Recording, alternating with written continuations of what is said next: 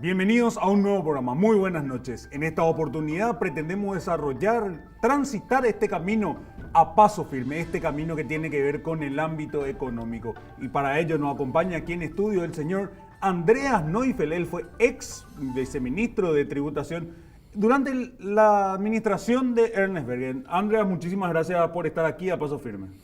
Muy bien, muchísimas gracias por la invitación. Para mí es un gran honor y un gusto estar aquí. Antes que nada, Andrea, comentarte ya que a mí el tema económico me apasiona de sobremanera, así que si de repente me estoy yendo por los aires o algo porque quiero hacer otra repregunta, ayúdame nomás vos, ¿verdad? Porque me encanta tanto que te voy a preguntar y te voy a seguir preguntando y aparte voy a querer opinar, así que por ahí corregime nomás sin temor alguno, porque lo importante es que las personas, la audiencia que está del otro lado, tenga una información certera de lo que está pasando o de lo que pasa de repente en el ámbito económico. Perfecto, sin problema. Dale. Andrea, vos sabés que de entrada le preguntamos a la gente, ¿cómo estamos en presencia de un ex viceministro de Tributación? Y no es cualquier ex viceministro de Tributación, ya que durante tu administración se impulsó lo que tiene que ver con el impuesto a la renta personal, si no me equivoco. O sea, por lo menos la ley data de esa época. Exactamente. Nosotros cuando iniciamos estuvo muy avanzado un proyecto de ley de reforma tributaria. Y bueno, nos tocó después, cuando salió la ley, implementarlo. La renta personal efectivamente entró en vigencia después porque con una intención que nosotros tuvimos fue más tarde suspendida o sí, por lo menos derogada, aplazado por un tiempo por el Congreso. Y después se implementó, pero las bases se hicieron en esa época. O sea, vos, Ernest Bergen y Nicanor Duarte Frutos son más o menos los padres de esa criatura, por decirlo de una manera. Pues sabes que con respecto a eso, ya entrando a lo que tiene que ver con el tema tributario, Andreas, le preguntamos a la gente qué opina de la reforma tributaria. Todo esto que se está viniendo, y esto es lo que la gente nos respondió. No sé si querés ver, Andreas. Sí, realmente estuve viendo. Aquella vez nuestro problema era que la ley 125, la ley que databa del 92, era una ley bastante buena, la primera en la democracia, una ley tributaria, pero se la había perforado como un colador. O sea, tenía N excepciones tanto por el Congreso o por decretos o por normas o mismo por el Poder Judicial. Entonces tuvo que hacer una reforma aquella vez. Y hoy día hay muchas cosas que han cambiado y esa misma ley también tiene cuestiones que hay que adaptarlas y ajustarlas. Entonces yo creo que es necesario. Andreas, vamos a escucharle a la gente que le preguntamos qué opina de la reforma tributaria en este breve material y a la vuelta le respondemos un poco a la gente lo que va opinando. La reforma tributaria es algo que realmente se debe discutir todavía entre grandes profesionales, que son gentes economistas, gente que están manejando lo que es la tributación. Yo estoy de acuerdo. Me parece que está bien. En realidad estoy de acuerdo con eso. Para mi opinión es algo mal. Y creo para mí que está bien. Y me parece que está bien por una parte. Opino que está bien acá para el Chaco, en Filadelfia. Acá en Filadelfia, por ejemplo, es diferente el manejo y yo creo que está bien. Como lo de Oriental, si vamos a hablar y hacer una encuesta de eso, Filadelfia está bien. Yo opino que está bien. Es una obligación como ciudadano de pagar. Y opino que está muy bien. En la reforma tributaria veo con buenos ojos en el sentido de sincerizar las personas que van a ser afectadas por el impuesto, porque hoy en día están pagando las personas que menos ganancia tienen, y las personas que más ganancia tienen como que o evaden o no pagan directamente el impuesto que deberían pagar. Señor Andreas, parte de lo que nos decía la gente, nosotros tenemos ahora una breve pausa. A la vuelta, si puede ir recordando lo que la gente opinaba para tratar de ir respondiendo y por supuesto más cosas en el transcurso del programa, señor Andreas. Breve pausa, brevísima, ya volvemos.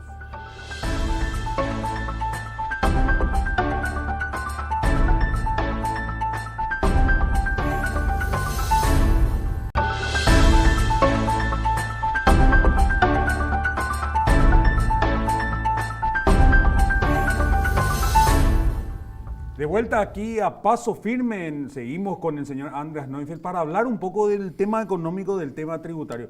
Antes de la pausa veíamos un material donde la gente opinaba en su mayoría que le parece que está bien la reforma tributaria, por lo menos de la manera que se implementa aquí en Filadelfia. ¿Qué le podemos decir a estas personas si realmente es una sensación de seguridad nomás de ellos o realmente hay una diferencia de implementación tributaria entre una zona y otra?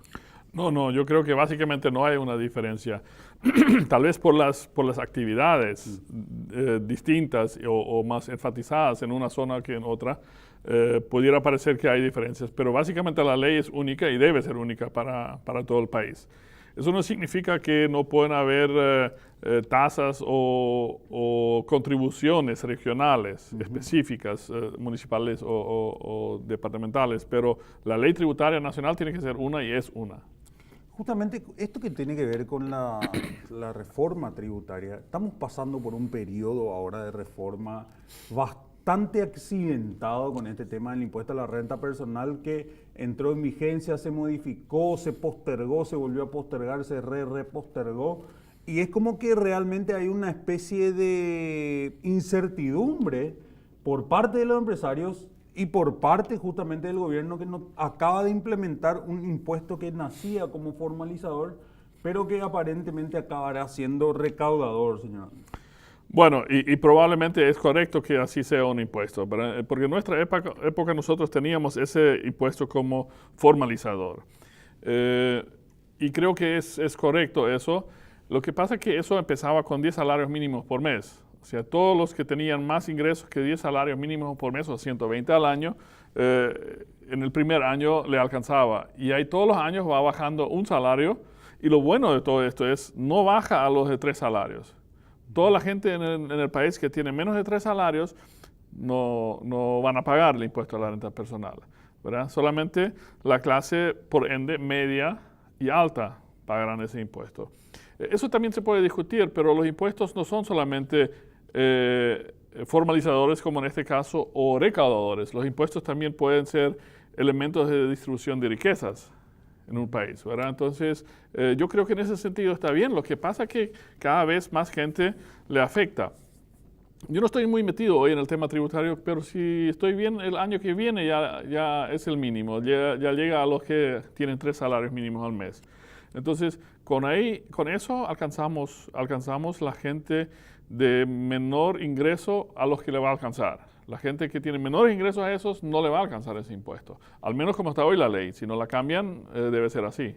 Claro. Con respecto a este tema del impuesto a la renta personal, se habla mucho de varias cuestiones y para tratar justamente de esto, ir un poco al ámbito económico y no centrarnos en eso, porque evidentemente es algo que se está trabajando todavía, que se está socializando todavía y no se acaba de implementar. Pero hablando un poco del ámbito económico, usted decía que no hay una diferencia de tributación a nivel país entre lo que es la región occidental y la región oriental u otras regiones. Entonces, ¿a qué debe el Chaco justamente el crecimiento este exponencial que tuvo de un tiempo a otra parte, si no es por la buena utilización capaz de esos tributos? Bueno, de repente hay una confusión. Justo estos días estuve discutiendo con una persona bastante entendida y él me decía que los menonitas no habían pagado impuestos. No es una cuestión de menonitas o no menonitas, pero eso no es así. Los menonitas cuando vinieron al país hace 90 años tuvieron 10 años de exoneración de impuestos, básicamente para introducir sus elementos de trabajo y todas esas cosas, ¿verdad? Y después están pagando como cualquier otro ciudadano paraguayo. Entonces, eso al margen para aclarar. Yo creo que la región tiene un crecimiento económico importante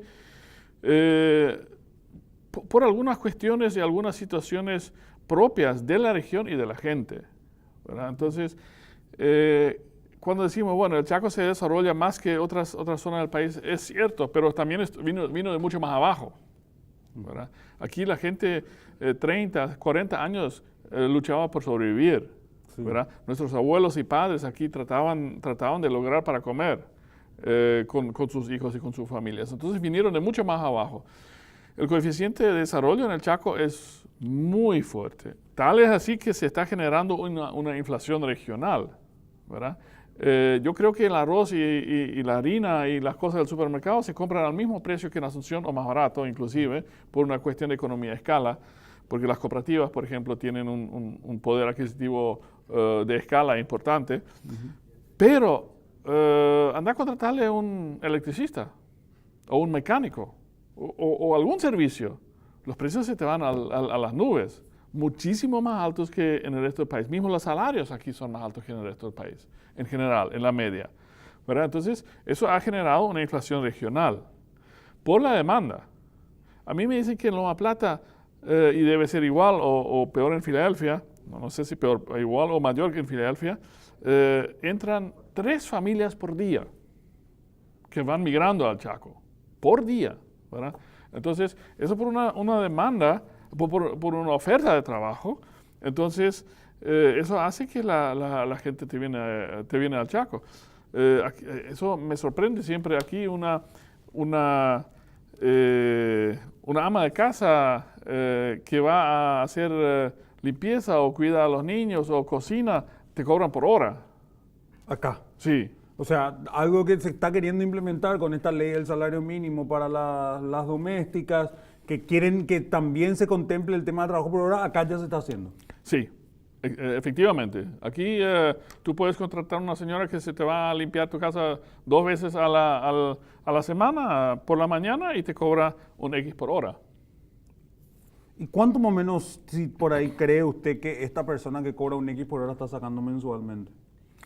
Bueno, si trabajara las 8 horas por día, de lunes a sábado, saca por lo menos 3,5 millones, 4, y algunos hasta 5 millones. O sea, por encima, muy por encima del salario mínimo. Muy por encima, muy por encima. Y eso es la inflación justamente regional que se ha creado aquí en el Chaco.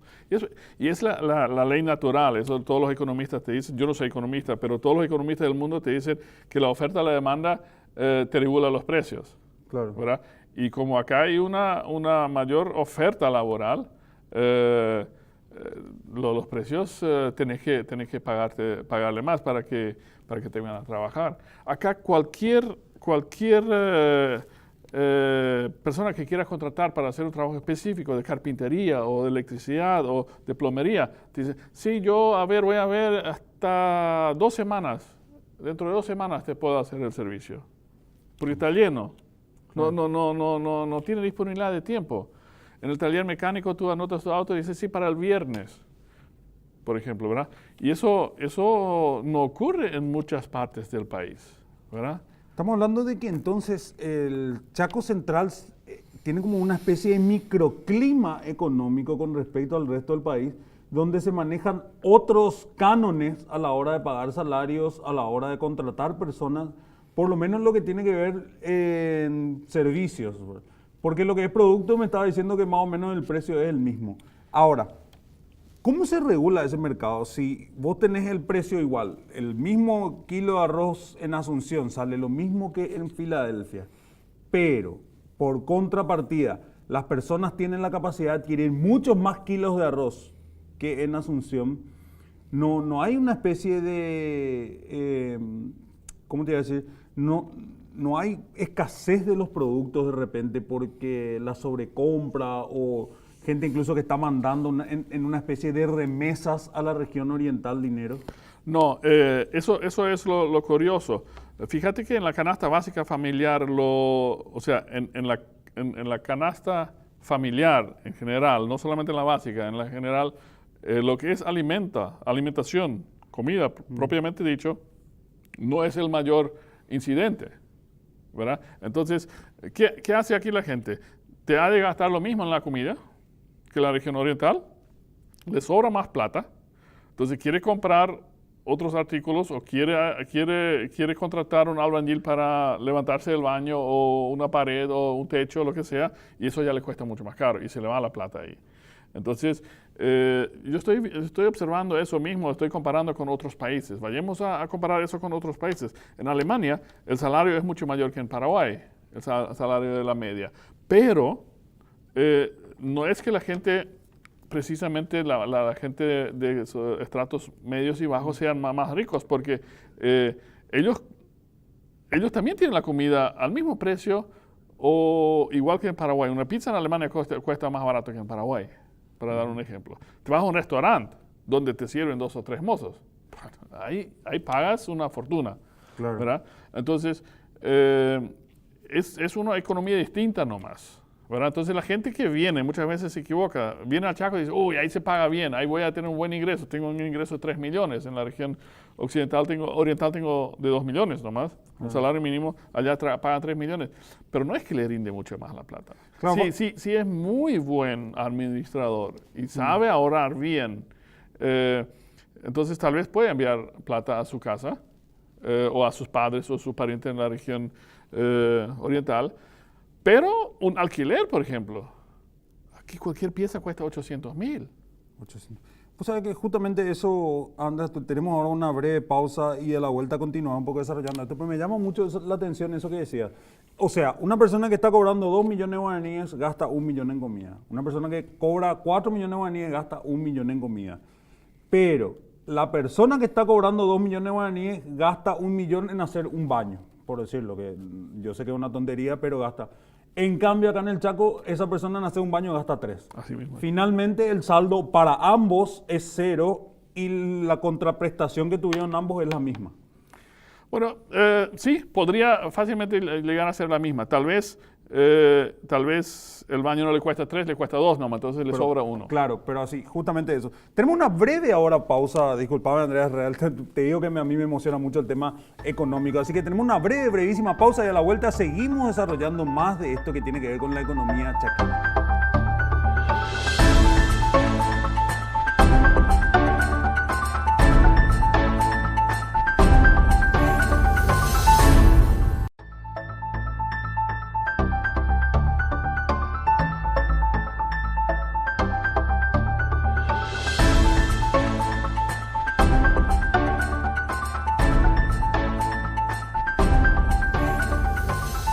De vuelta a Paso Firme, seguimos con el señor Andreas Neufeld. Andreas, antes de pasar a desarrollar muchos otros temas de parte de lo que dejó el bloque pasado, quiero comentarte que salimos a preguntarle a la gente si está de acuerdo con la tasa de impuestos que se paga. Probablemente la respuesta, o sea, por lo menos dentro de mi prejuicio, probablemente la respuesta que la mayoría va a decir es no, siempre es muy caro. Pero veamos cuál es el motivo que ellos expresan para decir si está bien o no está bien, señor Andrés Neufeld. Así que tenemos un material acá para hablar justamente donde le preguntamos a la gente si está de acuerdo con la tasa de impuestos que se paga.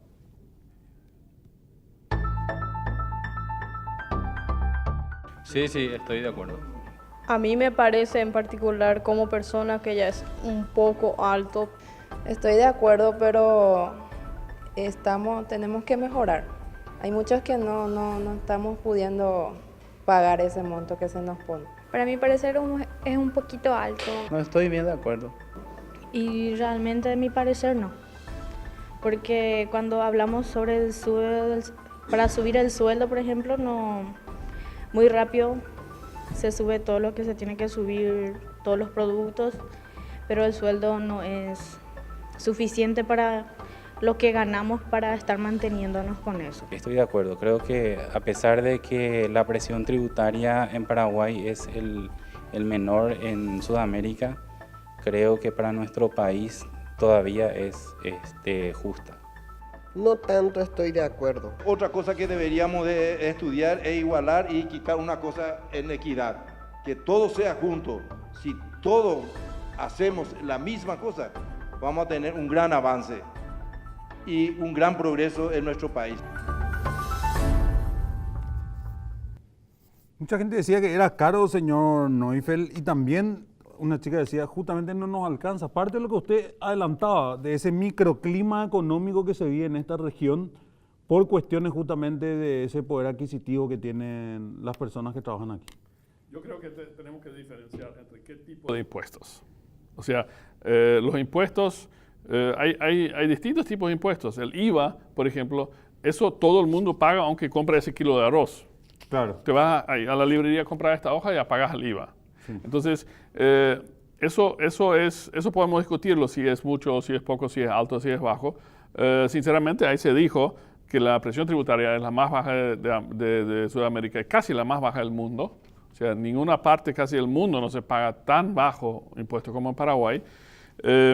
Eso tiene también otras aristas de costos adicionales a los impuestos, pero nuestro impuesto a la renta es extremadamente bajo. O sea, cuando yo puedo descontar todos mis gastos y de la plata que al final me sobra, que la pongo en mi bolsillo, o pongo a ahorrar, o pongo para invertir, sobre eso pago 10%, eso realmente no, es muy, muy bajo. El IVA es deducible, obviamente es deducible, pero digamos, la gente cree que el IVA no le afecta, pero el IVA sí le afecta. Sin embargo, para el Estado, el IVA no es un impuesto, por ejemplo, regulador o distribuidor de riquezas, ¿verdad? Entonces, en todo el mundo, y eso en Paraguay es mínimo, la tasa progresiva, en todo el mundo, el impuesto a la renta, que es el impuesto mucho más justo y mucho más equitativo y con mucho más responsabilidad social que un IVA, ese impuesto a la renta debe ser progresivo, ¿verdad? Andreas, vos decías, sí, el más bajo de la región y todo, justamente es el discurso que vamos a escuchar siempre que se quiere hablar de impuestos, ¿verdad? El más bajo, o que se habla de deuda. Tenemos la deuda más baja de la región. En comparación al Producto Interno Bruto, no estamos endeudados del 21%, como recomienda el Fondo Monetario Internacional. Pero en contrapartida, ¿cuál es la prestación que recibimos? Ese es el punto. Ese es el punto. Y yo me acuerdo cuando estábamos recorriendo el país, cuando estaba de viceministro y presentando el tema de los impuestos, la gente dice, bueno, vamos a pagar, pero ¿qué tenemos en contrapartida? ¿Verdad? Entonces, eso es, ¿por qué una persona en Alemania está dispuesta a pagar 50%, o por lo menos 48%, o algunos 38%, de 38 a 48% es el impuesto a la renta en Alemania, y te lo descuentan del salario directo, no hay tu tía. Pero ellos dicen, bueno, pero tengo la autopista, tengo mi salud, tengo mi jubilación, y el Estado me da en contrapartida cosas. Claro. Y ese es el gran problema. Y nosotros aquella vez decíamos, bueno, está bien, pero ¿cómo se hace eso entonces? Le decía a la gente, paga primero tu impuesto, después el Estado va a hacer sus obligaciones, va a cumplir sus obligaciones. El huevo o la gallina. Entonces, la gente no va a pagar. Y si vos le decís al Estado, haceme primero todo eso, lo que son mis derechos y lo que tengo que tener, y después voy a pagar mi impuesto, ¿de dónde el Estado va a sacar la plata para hacerlo? Entonces, es una cosa que tiene que ir subiendo. Yo creo que tenemos todavía mucha evasión. Podemos combatir mucho todavía la evasión. Se han hecho avances y retrocesos. Estamos mucho más avanzados que hace 10 años, hace 15 años, pero hay todavía mucha evasión. Y a eso tenemos que atacar, porque la evasión es la mayor injusticia que existe. Mucha evasión y mucha elusión de impuestos también, ¿no? Bueno, digamos la elusión por lo menos no es ilegal. Claro, pero tiene una connotación, vamos a decir, que perjudica, o sea... Claro, pero ahí está la tarea del Estado de cerrar esas puertas de elusión, claro, con las normas que va sacando, ¿verdad? Pero en el tema de evasión, es demasiado injusto si yo pago mis impuestos, y yo tengo una despensa y yo pago mis impuestos, y a una cuadra también hay una despensa que vende exactamente lo mismo yo y no paga sus impuestos. Entonces, ahí se genera una distorsión económica. Y una ventaja competitiva para la persona que no está pagando los Exacto. impuestos. ¿Y qué hace? Le mata al legal, ¿verdad? Y vamos de mal en peor. Entonces, la evasión es una injusticia tremenda, muy tremenda. Mucho más que una discusión de las tasas que podamos tener, si estamos de acuerdo que puede ser un poco más alto, un poco más bajo y todo eso. Pero la evasión, esa es muy dañina para un país. Y eso es lo que hay que combatir.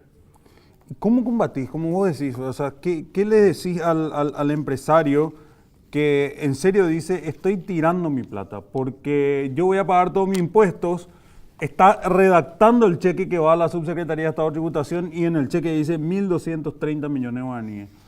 Y mira así y al costado ve diputado tal no rindió 1.230 millones de guaraníes de combustible. Y dice así, yo le estoy dando este combustible. ¿Para qué?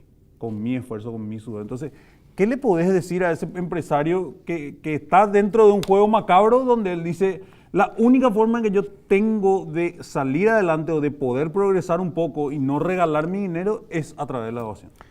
Que otra gente haga mal sus cosas no me da ningún derecho a hacerlo mal yo también. O sea, el empresario no tiene ninguna excusa y no por eso tiene algún derecho de no pagar los impuestos, ¿verdad?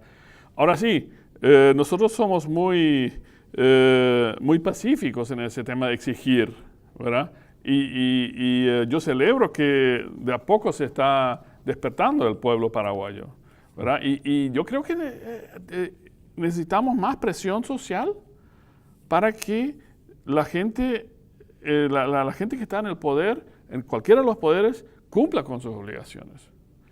Y el tema de la evasión, ¿cómo se combate la evasión? Eso es demasiado fácil. ¿Cómo se hacen cumplir las normas y las leyes? Combatiendo la impunidad. Sí, ¿verdad? totalmente. Entonces, eso en todos los ámbitos de la vida es así. No es así que alguna persona en Noruega o en Alemania o Inglaterra o en Estados Unidos sea más buena gente que el paraguayo. Claro. No. Si él se excede la velocidad, no se va a salvar de la multa. No le va a coimear al policía. Claro. Si él no paga su impuesto, va adentro. Me acuerdo, esto para ir cerrando porque tenemos una pausa, y recuerdo que en un cómic de Batman, ¿verdad? Decía el Guasón que estaba haciendo sus papeles, ¿verdad? Y no encontraba algunas que otras facturas, y decía, estoy lo suficientemente loco como para ir tras Batman, pero no lo suficientemente loco como para ir detrás del IRS, creo que es el Ministerio de Hacienda de los Estados Unidos, ¿verdad? El IRS. O sea, él decía, yo estoy lo suficientemente loco para enfrentarme contra Batman, pero no para hacerlo contra el Ministerio de Hacienda de los Estados Unidos, ¿verdad? En Estados Unidos la evasión impositiva es carcelable, o sea, con pena de cárcel, y es incarcelable. O sea, no Cualquier puede salir. otra pena por buena conducta y por alguna cosa puede salir antes, y evasión de impuestos no. Entonces, pero bueno, eso es un tema de impuestos, pero esto quiero decir nomás, no es solamente un tema de impuestos, en general. La impunidad es lo peor que nos puede ocurrir. Tenemos una breve pausa. Ahora, Andrea, a la vuelta seguimos hablando de este apasionante tema que tiene que ver, y vamos a entrar también un poco en lo que es aquí la región chaqueña. Breve pausa y volvemos.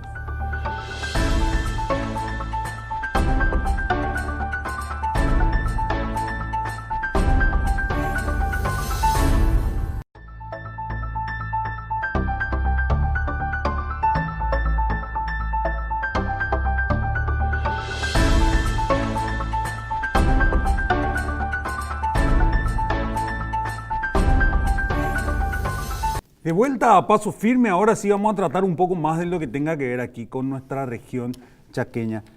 ¿Qué? Acá funciona diferente muchísimas cosas, señor Andreas, no solamente el hecho de ese microclima económico, microinflación que hay dentro de este espacio que es el Chaco Central, sino muchas otras cosas. Acá se podría decir que hasta el papel moneda es diferente, porque por lo menos entre los menonitas se manejan con ticket de transferencia, ¿verdad? O sea, hay un sentido diferente de hacer las cosas acá, y saber si es que eso incidió en el crecimiento económico exponencial que tuvo el Chaco de un tiempo a esta parte. Sí, en cuanto al papel de transferencia, creo que es una cuestión de una necesidad en su momento que se generó cuando no había efectivo y cuando no habían cheques, entonces se tenían que simplificar de alguna forma las cosas, y se simplificaba con una transferencia entre cuentas, ¿verdad? Es lo mismo que hoy uno hace con la computadora en el banco, yo transfiero a tu cuenta si te debo plata, y en este caso yo en la cooperativa transfiero a tu cuenta. Pero bueno, en general sí, probablemente hay muchas cosas distintas en el Chaco, eso es categórico. Y hay muchas cosas mucho más simples también, mucho más fáciles de hacer y de lograr. Y eso hace justamente que tengamos ese crecimiento económico en el Chaco. O sea que a mí me sorprende, uno va a otras ciudades que, a ver, hablando un poco, Ciudad del Este, y muchas de las cosas pertenecen a los Zacarías Irún, ¿verdad? Si uno va, por ejemplo, a Villarrica, si uno va a Caguazú, uno va a Limpio, hay como, o sea, Luque mismo, la ciudad de Luque, se forman como pequeños feudos alrededor de una sola persona que es el dueño de la estación de servicio más antigua, del hospedaje más antiguo, del comedor más antiguo, y se arma como un pequeño feudo alrededor de esa persona. Yo veo que en este caso, o por lo menos aquí en el Chaco Central, uno puede ver que eso es el papel de la cooperativa. La cooperativa es dueña de la estación de servicio, la cooperativa es dueña del súper, la cooperativa es... Entonces, finalmente terminan siendo todos los socios dueños de todos esos lugares. Sí, y eso es la gran ventaja del cooperativismo, ¿verdad? Realmente, y ese concepto hay que entender. Y eso hace justamente, para aclarar, hay un tema. Mucha gente dice que los menonitas son ricos. Hay algunos menonitas ricos. Pero los menonitas son ricos colectivamente, ¿verdad? Claro. No individualmente, ¿verdad? Entonces, la gran mayoría, 99% de los menonitas, si le medimos con cualquier parámetro del resto del país, no son ricos, absolutamente. No son ricos. Son clase media, ¿verdad? Tampoco no son pobres, pero no son ricos. Pero colectivamente tienen un gran potencial. Y eso hizo justamente las cooperativas, ¿verdad? Y las cooperativas aquí no se generaron tampoco porque la gente se juntaron 10 ñatos y dijeron, che, ¿qué modelo vamos a aplicar para ser más ricos, para ganar más plata? No, claro. Era una necesidad. Si ahí no se juntaban en su momento para hacer las cosas colectivamente, no hubiesen sobrevivido. Es demasiado simple, pero hizo que ese modelo cooperativo logró un potencial colectivo muy importante. Porque hoy en día las cooperativas, por lo menos de las 3 principales ciudades aquí del Chaco Central, o sea, de los 3 principales distritos, funcionan como microestados. Porque no solamente tienen esto de ser los dueños de los lugares, sino que también te dan las contraprestaciones que uno le pediría al Estado. Te da un seguro médico, te da hasta un seguro de vehículo, te da facilidades de compra. O sea, se volvió como un microestado dentro de las colonias y como un modelo, como usted estaba hablando de Alemania, justamente de yo soy socio porque es súper conveniente ser socio, ¿verdad? Y eso no se podría replicar en el Estado de que uno diga, bueno, yo pago mi impuesto y soy socio del Estado porque es súper conveniente ser socio del Estado. Bueno, creo que hay que diferenciar un poquito entre las cooperativas y las asociaciones civiles, ¿verdad? Aquí la parte social, la seguridad social, que sí, tenés la razón, se da todo eso, me da salud, me da educación, vela por los caminos y cosas como eso. Eso, sin embargo, es una asociación, esa no es una cooperativa, es una asociación absolutamente sin fines de lucro que genera sus ingresos por aporte de la gente. Internamente inclusive se le llama impuestos, que no son impuestos, pero son aportes para cubrir esos costos, ¿verdad? Las cooperativas en sí realmente hacen la parte económica de la región y las asociaciones hacen la parte social. Una consulta, estas cooperativas para llegar al auge que hoy tienen, para llegar a ese cooperativismo, hoy en día gozan de alguna exención tributaria. ¿Cuánto tributa una cooperativa, por ejemplo, la cooperativa Fahrenheit, la cooperativa Noisland, la cooperativa Chortizer? ¿Cuánto están tributando o cuánto usted cree que rondaría entre los tributos que dan al Estado?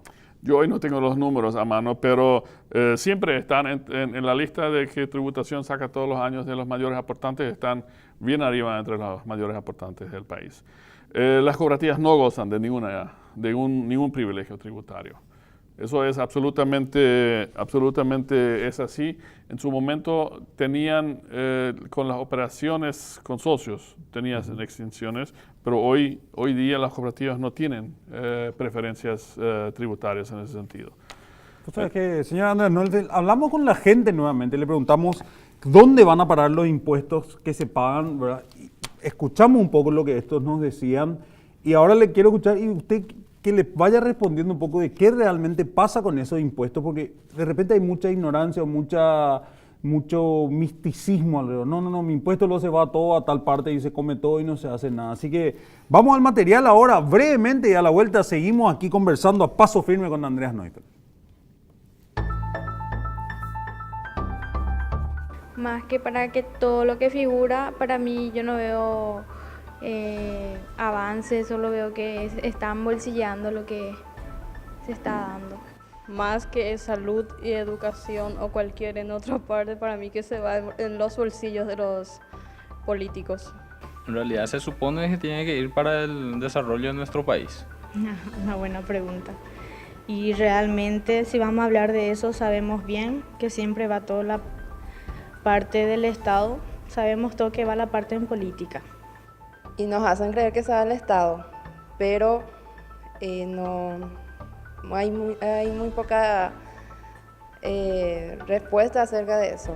No demuestran tanto que se van para el Estado. La Dirección Tributaria es la que se encarga de cobrar todo eso, lo manda al Tesoro de la Nación, o sea, al Ministerio de Hacienda. Es la encargada de hacer las distribuciones para las instituciones de mucha necesidad que tiene el país. Hoy todos sabemos que la mayoría de lo que se recauda en impuestos va a los bolsillos de los políticos corruptos, de personas que no cumplen su función y se enriquecen a costa de los impuestos que pagamos todos los paraguayos. Debería ir destinado a obras, a salud, a educación. Y supuestamente se habla que se va al Estado, pero no sabemos después dónde se invierte toda esa plata que se va. Si se invierten en colegios, escuelas, hospitales que están necesitando, eso ya no sabemos, o va todo al bolsillo de los manguruyú. Pero ojalá en este cambio que se cambie todo, que se mejore el país. Eso pedimos a Dios, que haya cambio. Nosotros tenemos una pausa ahora, don Andreas, pero antes de ir a esa pausa me gustaría trasladar parte de lo que decía la gente en el bolsillo de los corruptos. Ojalá que eso cambie. Mi consulta va a la siguiente. Si las asociaciones civiles de los colonos funcionan como microestados a punto de llamarle impuestos capaz a ese pequeño aporte, ¿qué hace que realmente el aporte de estas personas no vaya en 86% a salarios como sí lo hace el aporte del ciudadano en sus impuestos y no vaya a pagar prebendas o a pagar favores o a pagar cuoteos? Y en este caso yo creo que no podemos hablar de impunidad porque la ley por la que ustedes están regidas o por la que estamos todos regidos es la misma, sea para los colonos o no. Así que le traslado esa pregunta para la vuelta de la pausa, señor Andreas Neufeld. Breve pausa y volvemos.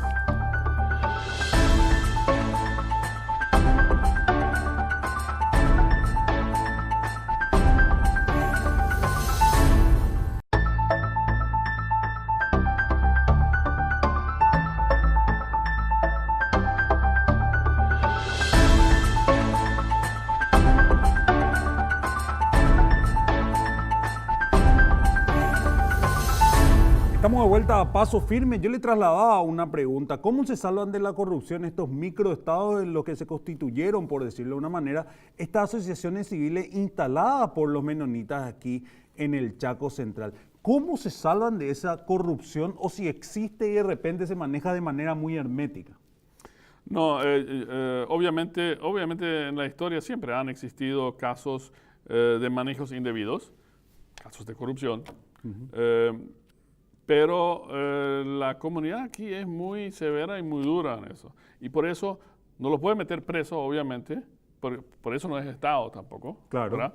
Pero socialmente la gente se encarga de castigarle muy duro. Y una persona que realmente es comprobado que ha tenido casos de corrupción, se quema de por vida. Y es muy difícil después otra vez tener un reconocimiento en la sociedad. Hay casos, capaz no podemos decir nombres ni nada, ¿verdad?, por respeto, pero hay casos de personas que usted conozca que tuvieron que dejar la colonia por vamos a decir, o sea, entraron en un ostracismo a causa de justamente haber metido la mano en la lata. Tal como dejar la colonia, tal vez no. Probablemente la dejaron porque se le hizo muy difícil la vida, claro, ¿verdad? Pero la comunidad tampoco no tiene posibilidad de echarle a nadie, ¿verdad? Entonces, pero hay gente que que ha reconocido y que ha hecho el trabajo de recuperar la confianza de la sociedad, aunque sea muy difícil eso, pero se ha logrado y hay gente que simplemente ha dicho esto se me hace difícil, se me hace imposible. Por lo menos no tienen cargos públicos, ¿verdad? O sea, dentro de este microestado. Dentro de esa comunidad, ¿verdad? En la cooperativa o en la asociación. Y muchos de ellos han decidido buscar otros horizontes donde tal vez no se conocen las historias y donde la sociedad por lo menos no le importa lo que ha ocurrido en otros lares, ¿verdad? Entonces hay gente que ha ido del país, pero no porque hayan sido expulsados o echados, porque eso no se puede hacer. Sino por propia incomodidad. Por propia incomodidad, sí. Señor Andreas Neufeld, según tengo entendido, en las encuestas, usted figura para presidir uno de estos microestados que hay aquí en el Chaco Central. Estamos hablando de la cooperativa Chortizer, si no me equivoco. Es una de los candidatos favoritos a presidir este nuevo microestado. Y si me puede comentar un poco al respecto de ese y si es que hay un proyecto. Yo no sé de esa encuesta. Yo no escuché que haya una encuesta. No, es una forma de decir nomás. O sea. Evidentemente cuando uno ha sido presidente de las cooperativas, por lo menos si no hizo muy mal las cosas, tiene la posibilidad de volver a ser candidato, ¿verdad? Y no hay una limitante en ese sentido. Hoy los estatutos de la cooperativa Chortizer en específico son 4 años más una reelección y después puede volver, pero después de un periodo de haber estado afuera. Entonces, eso hace que probablemente haya especulaciones en ese sentido. Pero no están sus planes volver yo hoy no tengo ningún proyecto firme en ese sentido y no quiero generar ninguna expectativa tampoco. Ninguna expectativa. Pasamos la página entonces con respecto a lo que tiene que ver con eso y continuamos hablando de nuestras cosas entonces. Pasamos la página, eso va a tener que decidir el tiempo y obviamente los socios de esa cooperativa. Entiendo. Ahora, justamente con respecto a esto, hablábamos de las cooperativas, de los microclimas, de los microestados que se generan con respecto a estas cooperativas y hablar un poco del factor social que cumplen este rol.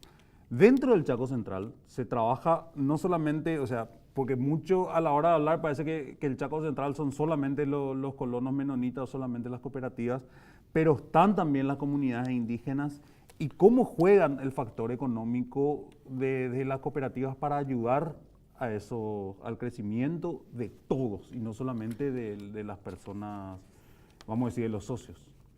Claro, obviamente, no sé exactamente hoy los números, pero cuando estaba en la cooperativa la proporción era más o menos 20, 30, 50% de la población del Chaco Central, ¿verdad? 20%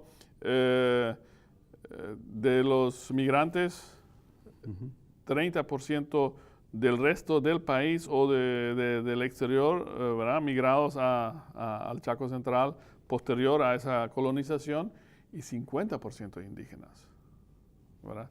Entonces, esa es la composición, debe estar muy cerca de ahí. Tal vez con esa migración que hay, los menonitas quedan siempre en una menor proporción.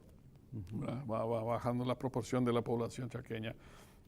Pero hoy día no se puede ya hablar solamente, o sea, en algún momento se decía que los menonitas son el motor económico del Chaco.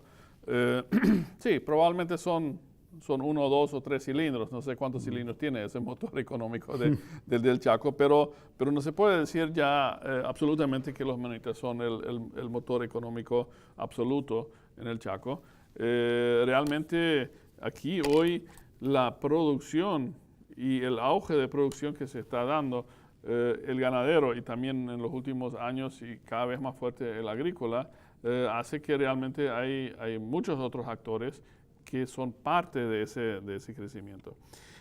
Obviamente una economía no solamente existe y persiste por los empresarios, ¿verdad? Entonces, todo el entorno a un polo pujante como lo es el Chaco se beneficia. Prueba de eso es la migración que tenemos, ¿verdad? Claro. Si la gente no se beneficiara, no vendría al Chaco. Entonces, mismo los indígenas que hacen la mitad de la población chaqueña y mucha gente que muchas veces no son socios de las cooperativas, pero vienen para trabajar, vienen para pasarla mejor. Antes se decía que no era posible en el Chaco porque hacía demasiado calor, entonces hoy con esa diferencia, con ese mejor bienestar, la gente hasta está dispuesto a aguantar también ese calor para conseguir trabajo y para estar en el Chaco. Mucha gente hoy se considera chaqueña y es chaqueña porque o migraron hacia aquí hace muchos años o nacieron aquí y se quedaron en el Chaco, digamos que no son menonitas. Entonces hoy hablar de Chaco Central y pensar solamente en menonitas es un error porque realmente son la absoluta minoría hoy.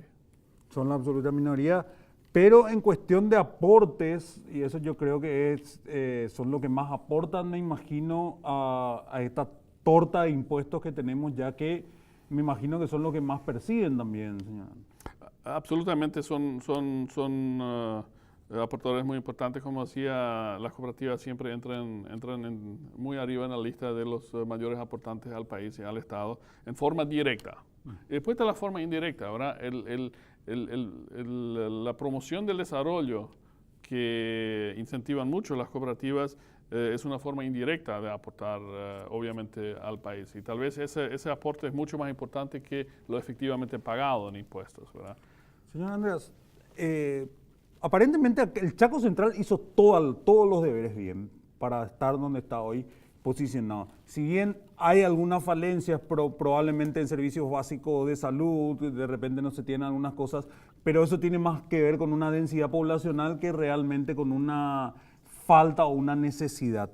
Mi consulta a la vuelta de la pausa y para el cierre del programa de este A Paso Firme es: ¿qué tiene que hacer Filadelfia? ¿Qué tiene que hacer Chortizer? ¿Qué tiene que hacer Loma Plata? ¿Qué tiene que hacer Neuland?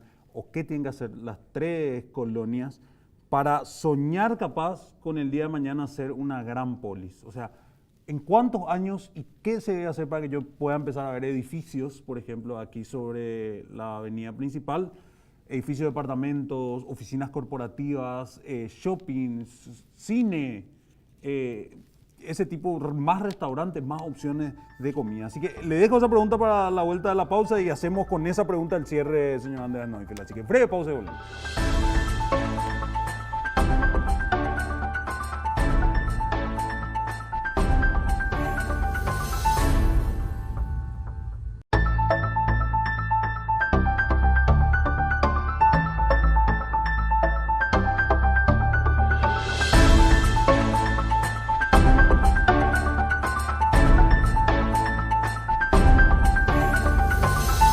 De vuelta a Paso Firme y le paso absolutamente la posta al señor Andreas Neufeld con la pregunta que le dejaba antes de la pausa, señor Andreas. Yo creo que es una cuestión de economía de escala. Yo espero, ojalá que nunca haya esos edificios. Bueno. Pero extendámonos en el horizontalmente. Expansivo, no intensivo. Claro. Porque tenemos demasiado, mucho tierra, mucho suelo en el Chaco. Conste que los precios están yendo para arriba y ese es el motivo por qué se van a los edificios. La gente ya no quiere hacer distancia, quiere estar cerca y bueno, cerca de las tierras están caras, entonces hacen edificios. Pero bueno, hay algunas otras cosas que la gente aquí todavía está soñando o lo aprovechan cuando se va a Asunción, que es un McDonald's, un Burger King o un Pizza Hut o un KFC, qué sé yo, pero se vienen también. En algún momento alguna de esas cadenas se va a sentar aquí. El tema supermercados, aquí escuché que justamente Fernheim está inaugurando un nuevo supermercado más grande, ya una especie de shopping. En Loma Plata y en Neuland están muy apretados de espacio, probablemente también lo van a hacer, sé que hay algunos proyectos al respecto. No sé si es necesario que vengan las cadenas de supermercados a la ciudad, porque las propias cooperativas y otros supermercados, otras alternativas que hay, tienen muy buenas opciones en ese sentido. Sí, la gente se pregunta a veces otros temas de diversión, como cines que mencionaste, eso que hay... bowling, por ejemplo, karaoke. Sí, un bowling center, sí. Claro, un karaoke, cosas como esas. Hay iniciativas todavía. Y eso hace que hay todavía potencial, como dije al principio, hay potencial en el Chaco, hay mucho potencial en el Chaco. Yo me sorprendo de las cosas que hay. De repente veo en Loma Plata hay 2 cafeterías hoy día, ¿verdad? Una cafetería no era pensable porque la gente desayuna en su casa antes de ir al trabajo. ¿Para qué una cafetería? ¿Verdad? Entonces, pero hoy hay cafeterías y le va bien, ¿verdad? Entonces, las cosas de acuerdo a al desarrollo a veces existen las necesidades naturalmente y a veces se generan también. Entonces, si tú haces un bowling center, yo te garantizo que vas a tener mucho éxito. Muchas veces ya soñé con tener uno, así que ahí está una oportunidad de inversión de repente aquí para el Chaco Central. Agradecerle nuevamente por su paso aquí por A Paso Firme, señor Anders Neufeld. Contarle que dejamos, me parece, muchísimo en el tintero, mucho de qué hablar todavía, y espero contar en una nueva oportunidad con su presencia para desarrollar todo esto que tiene que ver con el polo económico más importante del país con respecto a la densidad poblacional. Sí, tocamos de repente muchos temas. Fuimos de lo tributario, lo social, lo económico, lo poblacional, ¿verdad? Pero efectivamente, para mí fue un honor de que me hayan invitado, fue un gusto estar aquí y bueno, cuando quieran, estamos otra vez. Muchas gracias, señor Neufeld. Mañana, puntualmente, 6 de la mañana, Pulso del Día para la primera propuesta informativa de la Red Chaqueña de Comunicaciones. De mi parte, Carlos Pefort, me voy despidiendo. Chao, chao.